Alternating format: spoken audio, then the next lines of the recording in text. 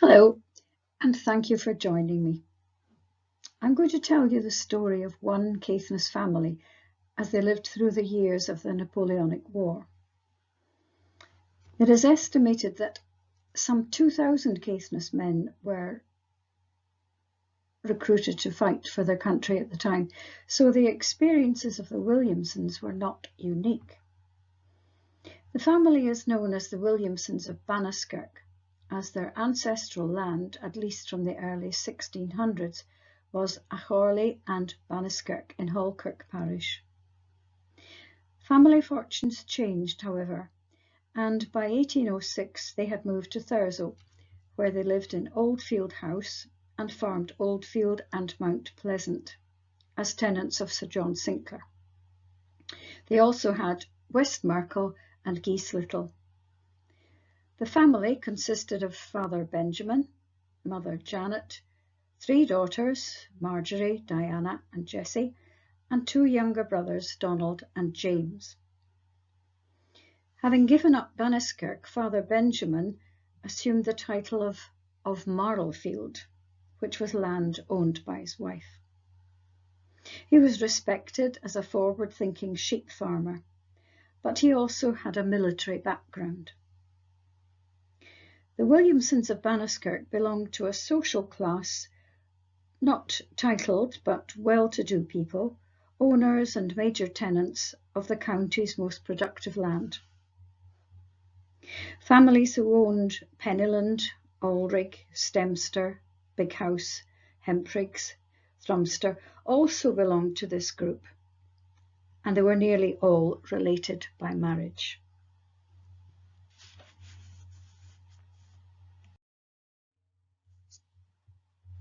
Napoleon Bonaparte, ambitious, great military tactician, and referred to by the Williamson family as the tyrant.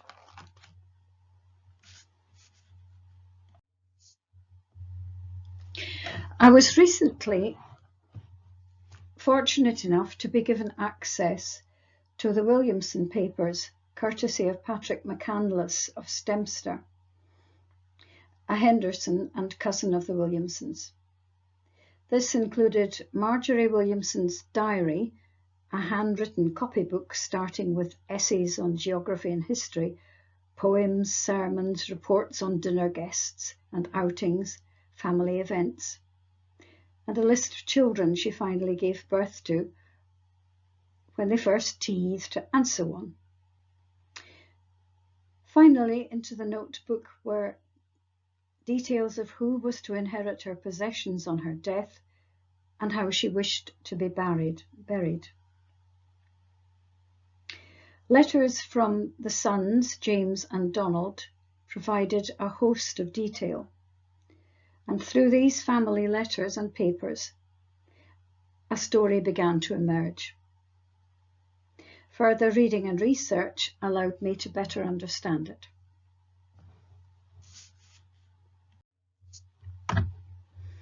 Here is Banniskirk House. This photograph was taken in the 1970s, the Williamsons' ancestral seat. Like many other Caithness mansions, it has been added to over the years. The central portion is probably the original.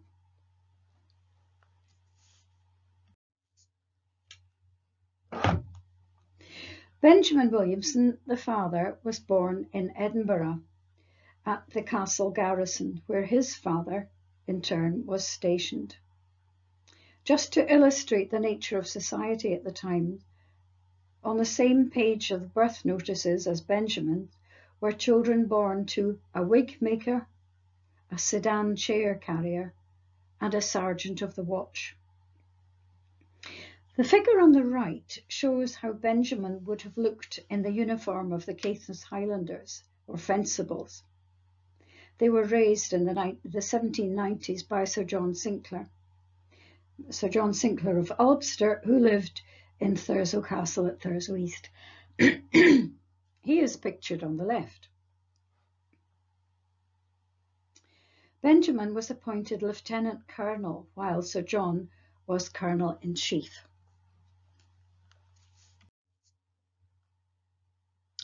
This 19th century print of Thurzo looks down from Oldfield to the little town at the river mouth. It looks very rural.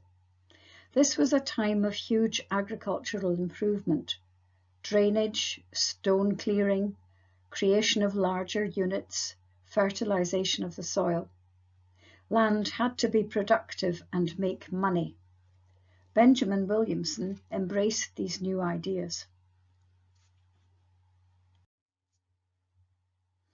This is a full-size portrait of James Williamson, one of Benjamin's two sons. They were both destined to join the army. It was painted by Raeburn, Scotland's foremost portrait painter. His brother Donald, too, had his painted. He writes home that he is pleased with the likeness and is dispatching it home to Caithness. He'll send the bill, all of £3, home too. Donald Sage, who was a tutor working at the time in Stemster, writes in his Memorabilia Domestica that he judged Donald to be a most elegant youth, though selfish and arrogant. In preparation for their military careers, James and Donald went south for education and training. James joined other young Caithness gentlemen at King's College, Aberdeen. His father writes, demanding to know more about his studies, as he appears to be incurring great expense. At the end of his studies in maths, algebra, French, bookkeeping, and surveying, James asks for more money to cover the cost of a gift for his favourite tutor, a silver bread basket. Oh, and board and lodging has to be settled, and the merchants' accounts are still to be paid. Donald, in Edinburgh, writes of some studies, but mostly describes his busy social life, visiting Caithness friends in their Edinburgh homes, like the Mackays of Big House, Sir Benjamin Dunbar of Hempriggs. He visits the Trails of Castle Hill in their handsome house in George Street, and called 3 times, he says, on Sir John Sinclair in Charlotte Square. And although he saw people inside, they did not declare themselves. He complains that everything is so expensive and that his soldiers' pay is only 10 and 6pence a day.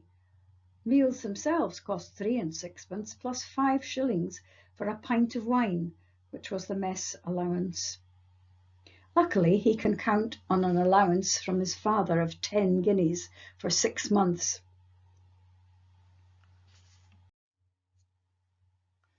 After completing his studies, James, now an ensign, goes to Edinburgh to be fitted with a regimental uniform, and his career in the military has begun. Posted to Wheely Barracks in Essex, his unit is transferred to a distant field full of earwigs, he says, because there is illness and disease in the barracks themselves. He reports that the south of England is ill prepared for a French invasion. In Colchester, the army captain in charge is only 15 years old. There are tales of the French assembling flat-bottomed boats ready for an invasion. James concludes the security of the coastline is lax. Donald, now a lieutenant, finds himself at Fort George when news of the declaration of war is made. He watches the transport brigs anchored off the fort, ready to take men south. Many of them are unfit and sick, and they embark without warm coats or bedding for the sea voyage. He feels desperately sorry for them. Donald, at 17, finds himself in charge of pastoral care of his men, sorting out, for example, irate creditors who have made the journey from Caithness, hoping for a settlement, and dealing with the families of absconding soldiers.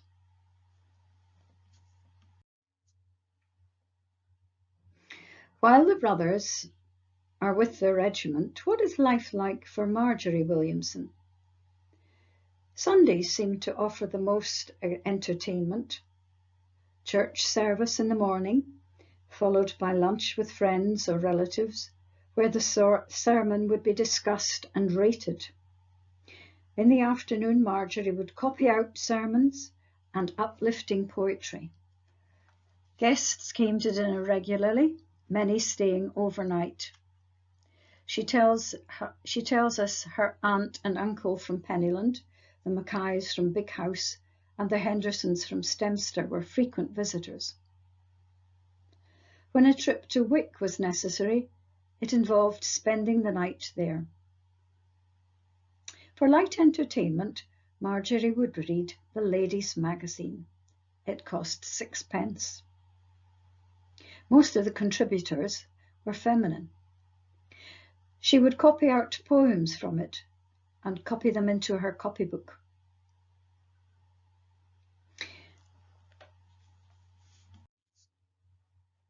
One of the popular sections in the Ladies' Magazine was fashion.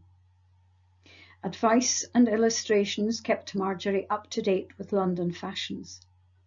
Several outfits a day were recommended: a morning walking dress, an afternoon dress, and a dinner gown. Was this suitable for Caithness?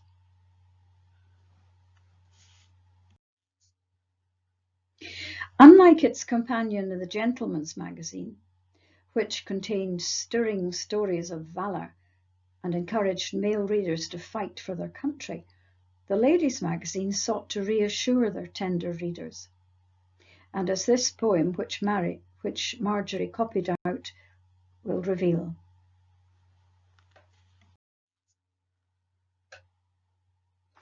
Father Benjamin Williamson, meanwhile, was fulfilling his role as Lieutenant Colonel of the Caithness Highlanders.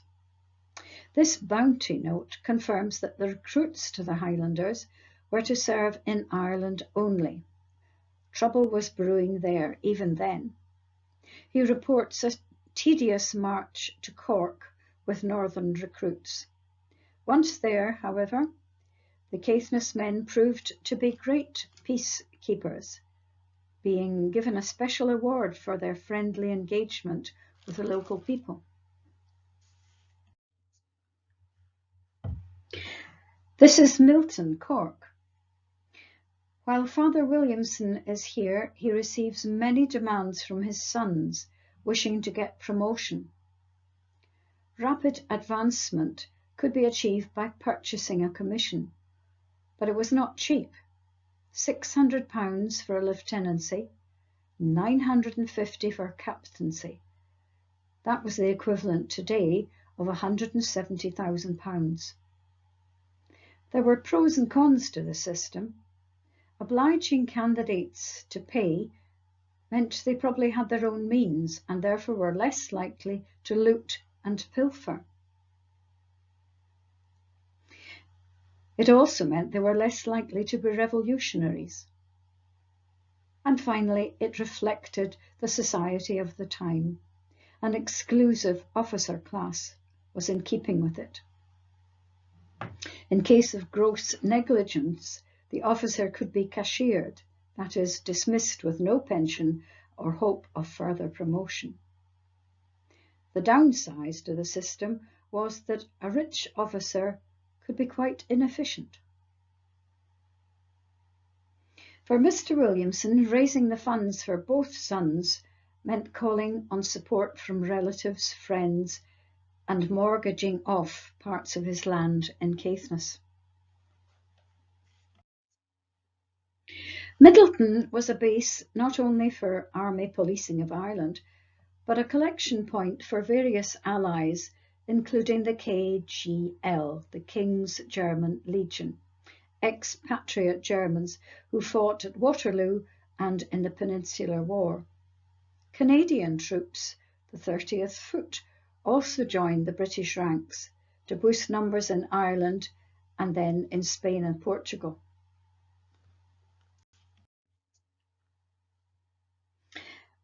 In 1807, James, the young lieutenant, is mobilised to Denmark. Napoleon's continental system planned a sort of Euro coalition of allies of the French. At that time, Denmark was officially neutral, but was seen as a weak link. Britain therefore decided to take preemptive action and bombarded Copenhagen to stop the ships of the Danish navy being of use to the French. This painting shows the destruction of the fleet and the town. Many ships were completely obliterated, others seized and commandeered for the use of the British Navy. Right after action in the Battle of Copenhagen, James returns to camp on the Sussex coast. This time, his men fall prey to an outbreak of ophthalmia, a nasty eye infection. He writes that conditions are very unhealthy and many men have contracted the ague, malaria in other words, to which Highlanders seem to have been particularly susceptible. Father Williamson has just returned from duties in Ireland when he is required by the Deputy Lieutenants of Caithness to assist their counterparts in Orkney. A Dutch ship, the Utrecht, has been shipwrecked on the island of Sandy. The Dutch were allies of the French, and on board the ship were 600 armed troops. They had been making for Curaçao in the Dutch colony in the West Indies. The Caithness troops were called on to help protect the defenceless islanders. Lieutenant Colonel Williamson was in charge of some 200 volunteers in 8 fishing smacks. Provisions for the expected 2-week expedition could not be loaded at Thurso Harbour because of high surf at the harbour bar, so the goods were let down on ropes over the Scrabster cliffs. When the volunteer force got there, it was clear that the islanders had taken the law into their own hands. The ship had been ransacked. Death and injuries befallen the Dutch soldiers, some of whom were now safely in the Kirkwall jail. Lieutenant Colonel Williamson's men were redirected to secure the wreck from further looting and to locate the stolen goods. As to the unfortunate Dutch, some were taken to Edinburgh, others were persuaded to join the British Navy.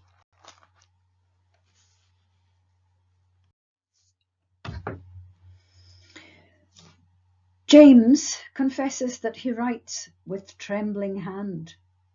His cousins and army colleagues, young Innes and Campbell, have been involved in what he calls a matter of honour, which led to a duel.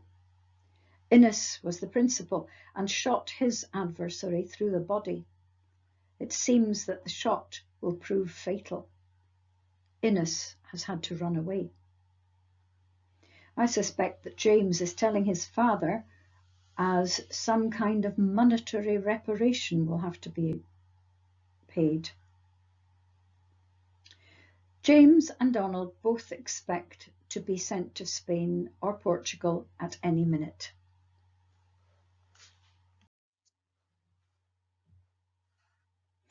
The fighting in Spain did not always go to plan. In 1809, the French general Soult had forced the British to retreat to the coast. Donald, now a captain in the 42nd, the Black Watch, is responsible for holding back the French at bayonet point to allow the evacuation of British troops, including his brother James. The retreat was very similar to that of Dunkirk in the Second World War. Sir John Moore, in charge of operations, was killed in the fighting surrounded by the supporting Black Watch. As they made their way through snow and mud, conditions were atrocious. The soldiers' uniforms were virtually reduced to rags and were infested with lice. Boots wore out, and some men were going barefoot. Stores were destroyed behind them, rather than fall into enemy hands. Horses and mules were shot and abandoned as they couldn't be fed or shod. At the coast, chaos reigned as troops embarked. Units became separated, weapons lost. On nearing the coast of England, a storm raged, threatening their safety even further. James writes to his father about his loss of possessions and equipment, and how he is dependent on the kindness of local people. He sends a list of those Caithness soldiers killed in Spain and Portugal, wounded and captured, to his father. He complains that compensation for the losses is slow in coming, nor has he even received prize money due to him after the Battle of Copenhagen 2 years earlier. He's due £60 to £80. Their relative, Captain Campbell, reports to their father that Donald looks as well as can be expected after the ordeal of Corunna, and that James seems affected not at all. With barely enough time to recover, the Williamson boys are soon sent on another disastrous expedition. It was thought that the French fleet was hiding at Antwerp, at the head of the River Scheldt. Britain, against all advice, sent a large force to occupy Walcheren Island in the river mouth to prevent the fleet from emerging. The island was known to harbour disease in its marshes, so that troops serving there were unfit to return to service for years. Donald is among those whose health was badly affected. In the end, the force was withdrawn, and the boys are back in camp at Wheely in Essex. There is good news for James. His constant insistence on financial support for promotion has worked. He is now a captain. He writes to his father, "Thank you for my company, at whose head I now stand."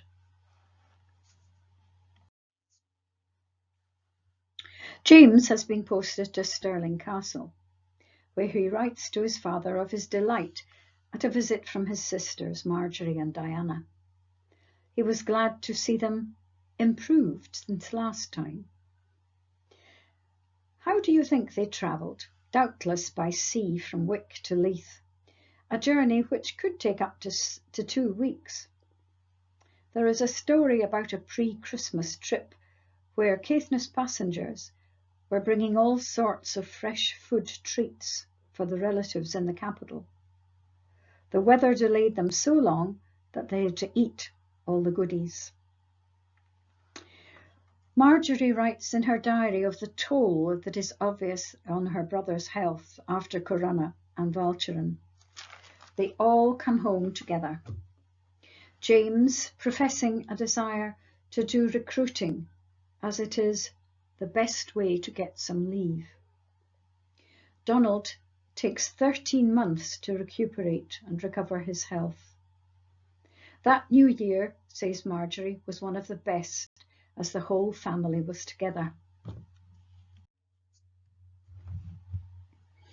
The campaign in Spain is gathering momentum. Fortresses and citadels are stormed as Britain seizes territory from the French occupiers.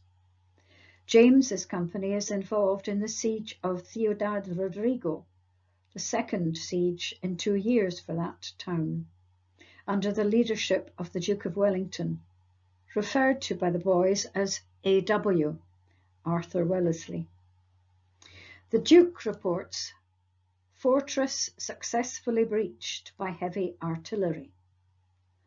A terse sentence covering the undermining of the walls by sappers, the construction of concealed approach ditches, the transporting of heavy cannon borrowed from ships, pulled by oxen, mules, and latterly by men. The cannon provided round shot, which broke up the stone walls. Next came shell fire, which blew away the rubble. Lastly was the humans storming. This moment was known to be utterly dangerous and fatal for many. James Williamson volunteered for this suicidal mission. He was shot in the chest as he urged his men on over the rubble, waving his feathered uniform cap to encourage them to follow his lead. His major wrote to the family, saying that such was his popularity, his body was constantly guarded until it could be safely moved and buried. He was only 23. His family in Caithness still have his feather from his cap, a black goose feather, a family treasure.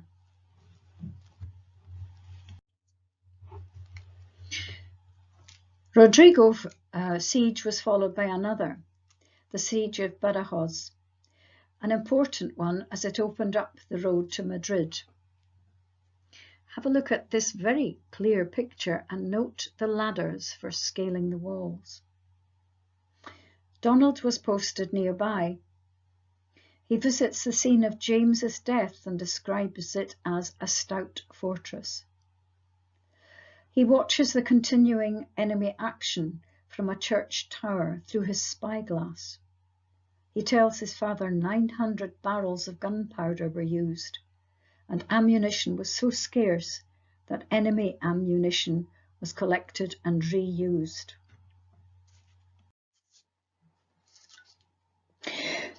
Still in utter disappointment that his promotion seems so slow, Donald doubles his appeals for his father to make more effort on his behalf.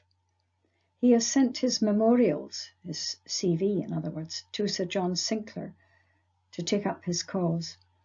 He fears a conspiracy against his promotion. His next letter, his longest, suggests that he is actually enjoying the war.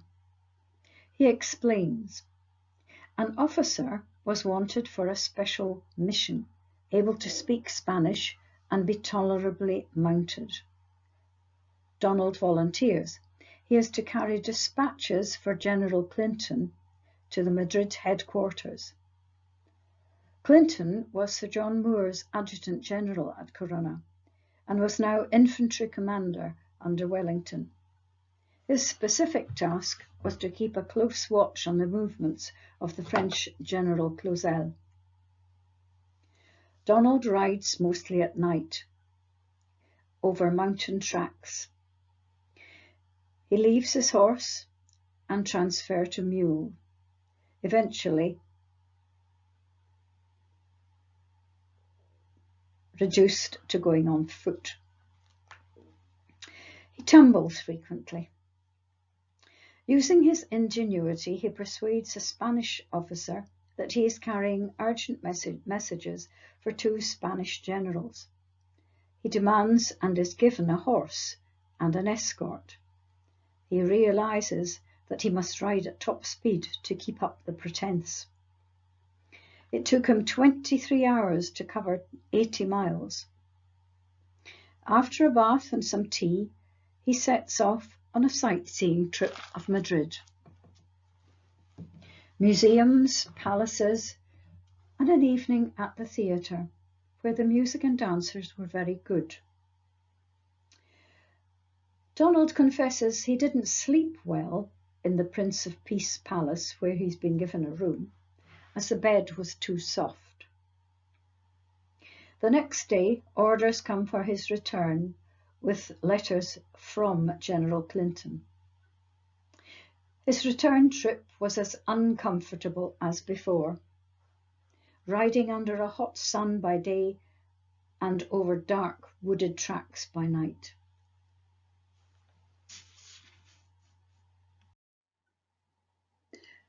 This modern picture gives you some idea of Donald's trials and tribulations with a donkey or a mule. This is the Retiro, one of the palaces Donald visited. Built as a royal retreat by Philip IV of Spain, it was used as a barracks and ammunition store by the French. Donald says the people of Madrid were delirious to see the British replace the French invaders and pressed food and drink on them. The reception the British got depended on how the French had treated the locals before them. Once, when food was scarce, a poor peasant cut his last loaf in two to give Donald half. The ration for soldiers was 1.5 pounds of bread and 1 pound of beef. Donald says frequently army pay was withheld, as all the money had to go to purchasing bread or flour.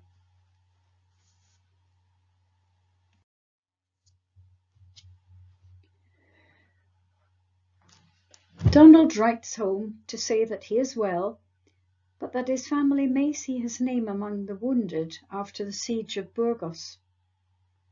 He explains that he was injured, bruised by a fall, as he says, when the storming party was overrun by the French bursting out of an unseen entrance. The attack had not gone well. There was a lack of sappers to do the preparatory work, and it was found that the ladders for scaling the walls, do you remember the picture in the previous one, were too short. Donald was injured on the 19th or 20th of September. He was dead by the 2nd of October. It is likely that fever, dysentery, or infection was the final cause.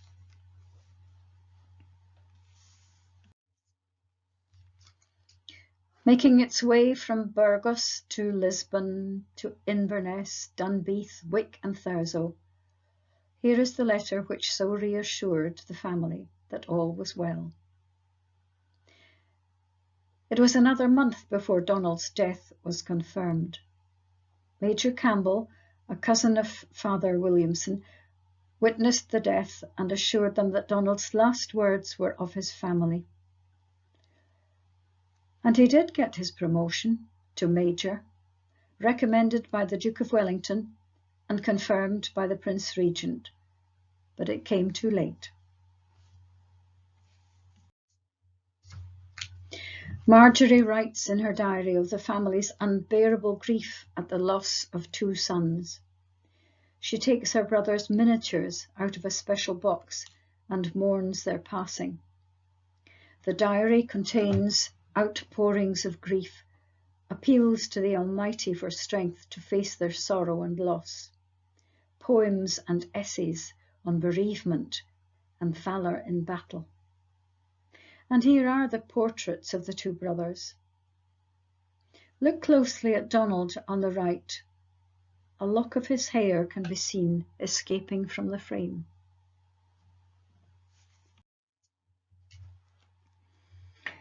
I know that people like to know what happened next.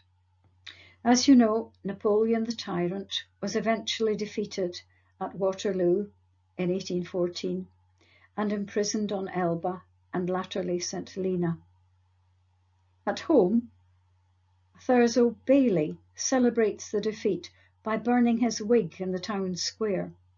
He had vowed to wear the same one until victory was declared. Some 11 years. Marjorie married Captain David Henderson of Stemceder in 1816. And she undertakes a mission to have her father's military pension paid to the family, even enlisting the help of Sir John Sinclair, but to no avail. Banniskirk is bought back by a Williamson nephew in the 1870s and returns to family ownership. And this, I think, is a portrait of the Williamson nephew, Benjamin Williamson of Banniskirk. I think he was the man responsible for restoring the family estate. And this is Bower Church, where wall plaques commemorate the members of this Caithness family who lived through the Napoleonic Wars.